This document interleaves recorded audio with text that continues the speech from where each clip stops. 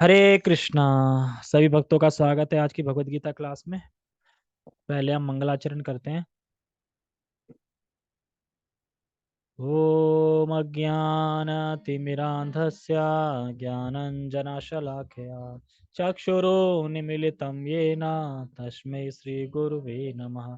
श्रीचैतन्यमनोभीष्टं स्थापितं येन भूतले स्वयं रूपः कदा मह्यं ददाति सपदान्तिकं। वन्देऽहं श्रीगुरो श्रीयुतापदकमलं श्रीगुरून् वैष्णवांश श्रीरूपं साग्रजातं सहगण तं सजीवं साद्वैतं सावधूतं परिजनसहितं कृष्णचैतन्यदेवं श्रीराधा कृष्णपादान् सहगण ललिता श्रीविशाखान्विशां च। हे कृष्ण करुणा सिंधु दीनबंधु जगतपते गोपेश गोपिका कांत राधा कांत नमस्ते। तप्त कांचन गौरांगी राधे वृंदावनेश्वरी वृषभानुसुते देवी प्रणमामि हरिप्रिये। वाञ्छाकल्पतरुभ्यश्च कृपा सिन्धुभ्यैव च पतितानां पावनेभ्यो वैष्णवेभ्यो नमो नमः। जय श्री कृष्ण चैतन्य प्रभु नित्यानंद श्री अद्वैत गदाधर श्रीवासादि गौर भक्तवृंद। हरे कृष्ण कृष्ण कृष्ण हरे हरे हरे राम राम राम हरे हरे। रामाय रामभद्राय रामचंद्राय वेदसे रघुनाथाय नाथाय सीताय पते नमः। नमः विष्णुपादाय कृष्णपृष्ठाय भूतले श्रीमते भक्तिवेदांता स्वामिनि इति नामिने। नमस्ते सारस्वते देवे गौरवाणी प्रचारिणे निर्विशेषा शून्यवादी पश्चात देशतारिणे। हरे कृष्णा। तो सभी का बहुत बहुत स्वागत है आज की भगवत गीता क्लास में। श्लोक क्रमांक 21 है, अध्याय 17 है, भगवत गीता यथारूप। और 20 में हमने चर्चा करी थी कि सतोगुण में दान कैसे दिया जाता है। सतोगुण के दान के कुछ लक्षण बताए गए थे। कौन बताएगा कि कौन से लक्षण थे? बिना देखे बताओ।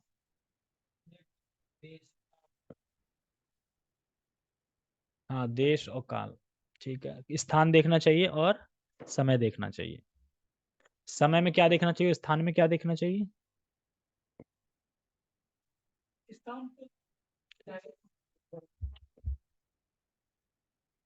बात करी, चलो कट गया। अब आया तो देख लेना। मैसेज लिख देना, उसमें मैसेज लिख दो क्लास में। तो बताओ। जैसे वृंदावन हो गया, मायापुर धाम हो गया, बद्रीनाथ धाम हो गया, रामेश्वर धाम हो गया। चार धाम कौन कौन से हैं? मुझे भी याद नहीं है, लेकिन चार धाम बताना। चार धाम के नाम बताओ। चार धाम में वृंदावन नहीं आता वैसे। चार धाम, रामेश्वरम, जगन्नाथपुरी, नवदीप धाम वैसे आता है। वैसे चार धाम जो है ना, रामेश्वरम, बद्रीनाथ। हाँ, रामेश्वरम, बद्रीनाथ, जगन्नाथपुरी और तीसरा कौन सा है? द्वारका। ये वैसे चार धाम बोले जाते हैं। ये तो भगवान का घर है, वृंदावन। कहाँ डूब गई द्वारका? कहाँ डूब गई द्वारका? द्वारका धाम अभी भी है ना। वो तो शाश्वत चीजें हैं सारी। डूब गई वो तो लीला में डूब गई होगी, पर वैसे नहीं डूबी। ठीक है। तो और क्या क्या, और भी तो कुछ गुण थे। कर दिया है मैंने ऑलरेडी। कर दिया मैंने दोनों व्हाट्सएप पे उनको।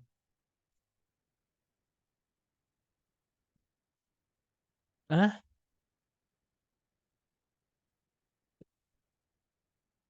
हाँ, पात्र देखना चाहिए, है ना।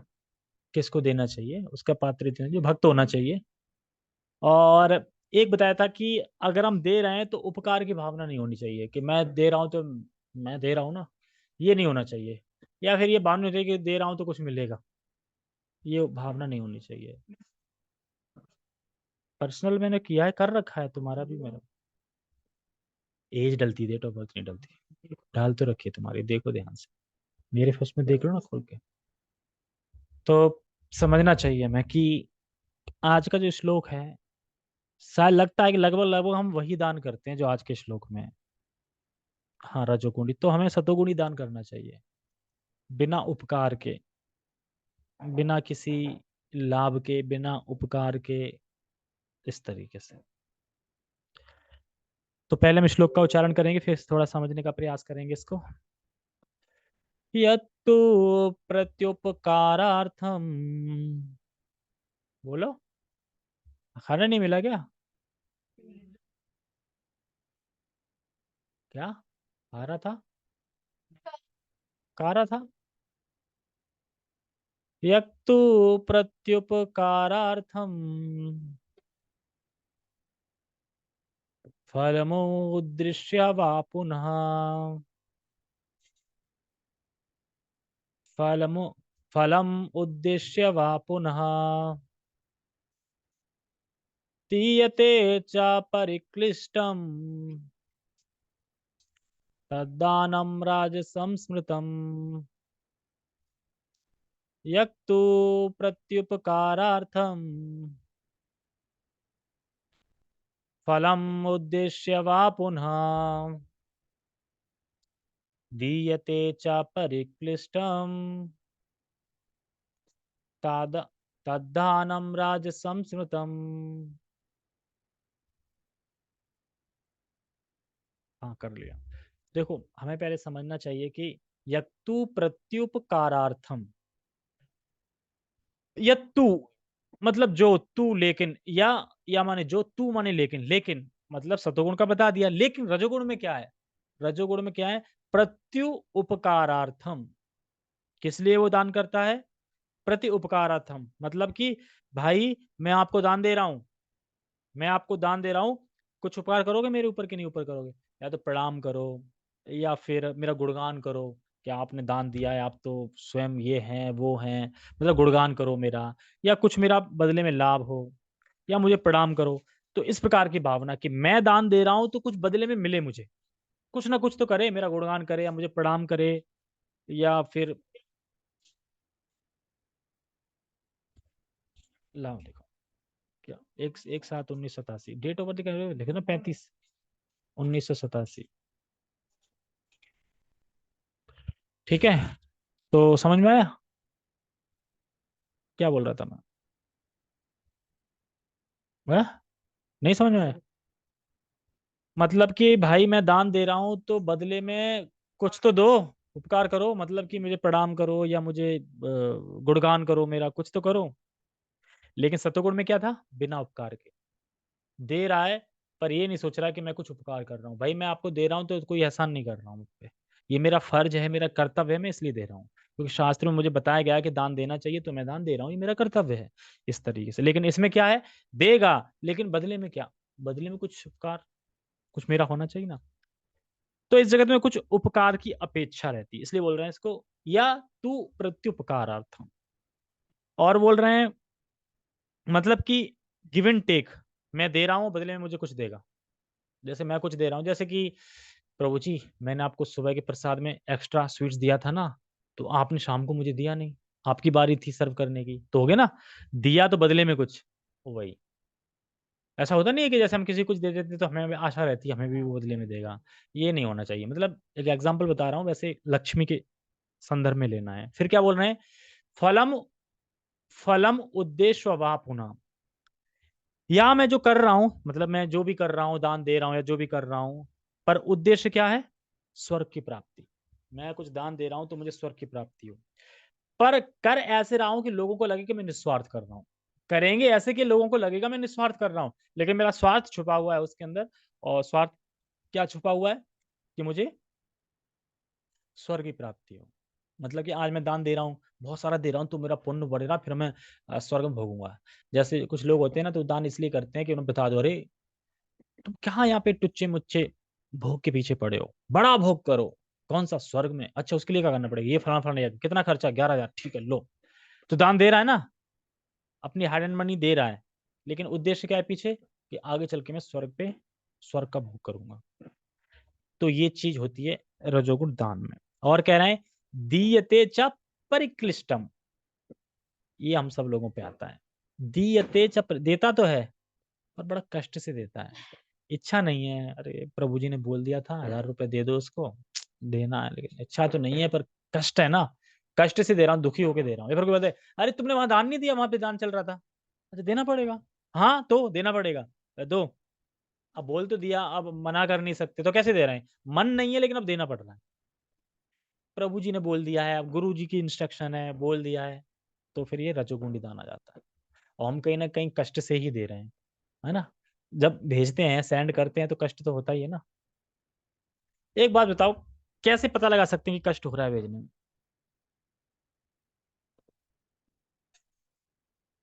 हैं? आने जाने में? कैसे? हाँ नहीं, ये दान, मैं दान की बात कर रहा हूँ। देखो, जैसे कि अपने ग्रुप के हैं आदित्य प्रभु, उनका नियम है कि अगर नवंबर की दान देना है, तो 31 अक्टूबर या 30 अक्टूबर को ही पैसा अपने आप आ जाएगा, इतना रिमाइंड रहता है उनको। यानी एक दिन पहले, मंथ शुरू होने से एक दिन पहले। और जब से नित्य सेवा शुरू करी है तब से यही है, कभी डिले नहीं हुई है। स्क्रीनशॉट भेजना भूल गए होंगे, लेकिन पैसे पेमेंट करना नहीं भूले। पता नहीं अलार्म लगा रखा है, क्या लगा रखा है, पता नहीं। आदित्य प्रभु हैं, जिनका बर्थडे था ना, तो बहुत अच्छे प्रभु हैं वो। क्रंदन कर रहे थे बहुत कि यार मेरा ना कोई भागतम नहीं ले रहा है मुझसे, कोई तो ले लो भागतम। तो फिर भगवान ने सुन ली उनकी, अच्छी खासी गीता करवा दी थी। तो कहने का मतलब यही है कि अगर हम कष्ट से दे रहे हैं, तो हम जब तक रुक जाता रोकने की कोशिश करेंगे, लास्ट में तो देना ही है, रिमाइंडर आ जाएगा अभी। आपने नित्य सेवा नहीं दी, रिमाइंडर आ गया ना, अब देना पड़ेगा। तो जब देना ही है, तो क्यों ना फिर याद से पहली तारीख में ही दे दें। तो ये क्या हो गया कि तुम मन से दे रहे हो, कष्ट नहीं हो रहा है देने में। समझ में आया? जा तो रहा ही है, चाहे तुम 31 तारीख को देख, क्या रिमाइंडर आ रहा है, तो रिमाइंडर देख के भी नहीं दिख रहा है कि हाँ पैसा देना है, लेकिन रिमाइंडर के बाद भी नहीं दे रहे हैं ना, तो फिर इसका मतलब क्या है, कष्ट दे के ही दे रहे हो ना। अरे ना, अरे अब फिर दोबारा भी तो रिमाइंडर आता है, महीने में दो दो चले जाते हैं, नहीं लिखता हूँ मैं, दो दो चले जाते हैं। तो क्या हुआ? तो कहने का मतलब यही है। सर्दी लग रही, तो ओढ़ लो यहाँ पे कुछ। तो समझना चाहिए, क्या समझना चाहिए, कस्टम। तो ये हमारे ऊपर ही आ रहा है, दीयते च परिक्लिष्टम, प्रभु जी कह रहे हैं दे रहा है, पर बहुत क्लेश हो रहा है देते, क्लेश मतलब कष्ट हो रहा है देने में, हाथ कांप रहे, लो टिक कर दिया, चला गया, पैसा चला गया मेरा, मेरा पैसा चला गया। अरे है ही कौन सा तुम्हारा पैसा जो चला गया? तो ये चीज समझनी चाहिए। अब या फिर गुरुजी ने बोल दिया है तो भी कष्ट हो रहा है देने से, तो ये सब दान रजोगुण में आ रहा है। कैसे? हाँ, शरीर मान रहे तब तक भी होगा नहीं, एक्चुअली शरीर मान रहे हैं, शरीर मान रहे हैं, और शरीर से जुड़ी वस्तु फिर अपनी मान रहे हैं, यानी वो लक्ष्मी भी अपनी मान रहे हैं, तभी देने में कष्ट हो रहा है, नहीं तो कष्ट होगा ही नहीं देने में। तो अपने पूरे ग्रुप में एक्टिव एक वही है, नहीं तो मुझे सबके लिए रिमाइंडर डालना ही पड़ता है, सबके लिए रिमाइंडर डालना पड़ता है, फोन भी करना है क्योंकि आओ, हाँ हाँ देंगे देंगे देंगे। प्रभु जी अभी ना इस बार ना, इस महीने ना 200 नहीं हो पा रहे हैं, 100 ही हो पा रहे हैं। हाँ, ठीक है भाई, दे दो 100 ही दे दो, कुछ तो दो भगवान के लिए, कुछ तो दो। अब वो सोचते नहीं कि ये पैसा फिर कहाँ लग रहा है, ये उच्च उच्च वैष्णवों में लगता है पैसा। जैसे कि अभी वृंदावन ट्रिप पे गए हैं, तो वृंदावन गए हैं, वहाँ हो सकता है कहाँ यूज हो जाए, या फिर जो कभी टेम्पल में शुद्ध वैष्णव को जरूरत पड़ जाती है किसी चीज की, तो उसमें सेवा में, तो डायरेक्टली मतलब सही उसमें सेवा में लग जाता है। तो इसीलिए कराई जा रहा है। और क्या कह रहे हैं? तो गुरु बोले हैं, प्रभु बोले हैं, तो देना तो पड़ेगा ही, तो मन तो नहीं है पर देना पड़ेगा, मन नहीं होता बिल्कुल देने का, पर देना पड़ेगा, क्यों? कष्ट से। तो बहुत क्लेश उठाना पड़ता है, तो यही कह रहा है, तद दानम राजसम स्मृतम, तो ये दान राजसी दान है। क्या है 3 गुण बताओ? 3 गुण है इसमें दान देने के। पहला कौन सा है? पहला है कि इस जगत में उपकार मिलेगा, बदले में कुछ मिलेगा, मतलब रिटर्न की अभिलाषा, या फिर स्वर्ग प्राप्त हो जाए, दूसरा। और तीसरा क्या है, क्यों देना पड़ रहा है, देना पड़ रहा है, क्यों देना पड़ रहा है, कष्ट से देना। ठीक है, तो ये तीन चीज में बताई गई। टेक्स्ट पढ़ते हैं। किंतु जो दान प्रत्युपकार की भावना से या कर्म फल की इच्छा से या अनिच्छा पूर्वक, आ गया ना कष्ट वाली, इच्छा नहीं है, अनिच्छा पूर्वक किया जाता है, वह रजोगुणी या राजस कहलाता है। तो रजोगुणी या राजस कहलाता है। रजोगुणी तो इस संसार में बांधने वाला ही है ना, पुण्य पुण्य में काउंट होगा, और पुण्य के बाद स्वर्ग जाओगे, और स्वर्ग के बाद है, हाँ, फिर आना पड़ेगा। इसीलिए तो पुण्य मना किया गया है, कि कोई फायदा नहीं है, क्योंकि वो संसार में बांधेगा ही हमें। अच्छा ये बताओ कि हम अभी तक यहाँ पे रजोगुण तमोगुण सतोगुण को सुनते आ रहे हैं, ये अलग अलग डिफरेंट चीजों में, दान में, यज्ञ में, आहार में, और एक चीज क्या, तपस्या में। तो क्या हम रजोगुण को सुन के नहीं रहे ये अच्छा नहीं है, तमोगुण सुनते ये अच्छा नहीं है, सतोगुण ये अच्छा है, ऐसा भाव आ रहा है मन में, यही आ रहा है तमोगुण ये बहुत अच्छा है, ये दान अच्छा है, ऐसा आ रहा है, या रजोगुण का सुन के आ रहा है कि ये दान अच्छा है।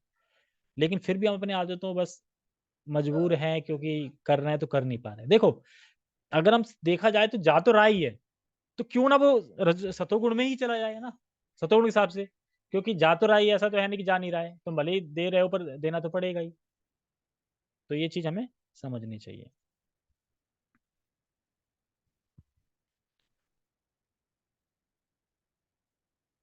हाथ पर देखो, ऐसा दान जिसमें रिटर्न की अभिलाषा है, होती है।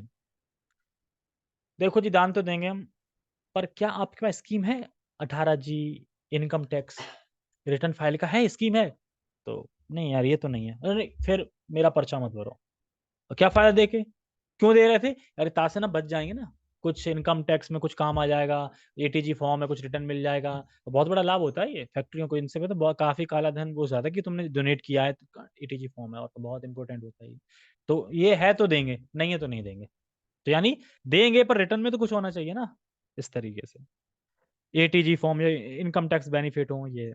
और अगर नहीं तो मेरी पर्ची मत काटो, या फिर देखो जी, हम दान तो देंगे, हम 10 पंखे देंगे, कुर्सियां देंगे, सब देंगे, पर हमारे पूर्वजों का, हमारी दादी का नाम लिखा होना चाहिए, ताकि हम अपने पोतों को बताएंगे कि देखो ये दादी ने ये हमारी याद में ये दिया था। आगे चल के नाम पढ़वाएंगे, नाम से क्या, नाम तो किसी का भी हो सकता है फिर। तो इस तरीके से सारे रजोगुण के हैं।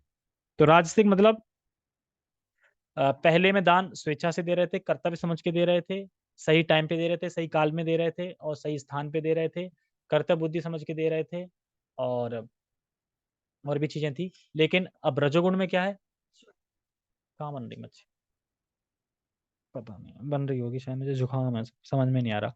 तो कहने का मतलब यही है कि रजोगुण उल्ट, रजोगुण में तो मतलब ये चीजें करेंगे, उसमें मना कर रहे थे।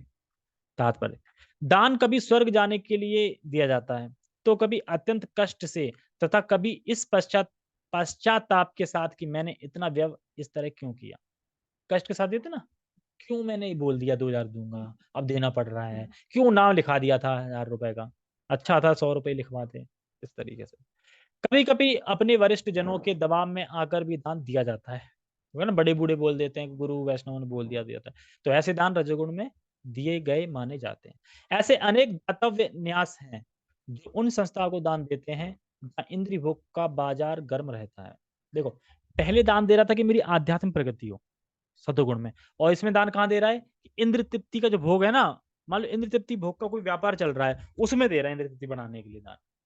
जैसे कि प्रभु जी इसमें बता रहे थे कि पार्टी फंड में देते हैं कुछ लोग, पार्टी फंड में, पार्टी फंड होता है उसमें दान देते हैं, पार्टी फंड में, मतलब भोग, या फिर कोई कोई संस्था होती है ना कि जो भोग की वस्तु बनाने के लिए तैयार, जो भोग की वस्तु तैयार करती है जो संस्था, अब उस संस्था को देखेंगे तो उस संस्था से क्या हो रहा है, भोग की वस्तु बन रही है ना, तो उसमें देंगे दान। आध्यात्म प्रगति कितनी हो रही, कितनी हो रही, उसमें कोई मतलब नहीं। तो इसीलिए ये सब रजोगुणी दान कहे जाते हैं। तो वैदिक शास्त्र ऐसे दान की संस्तुति नहीं करते, केवल सात्विक दान की संस्तुति की गई है। तो सात्विक दान कौन सा था?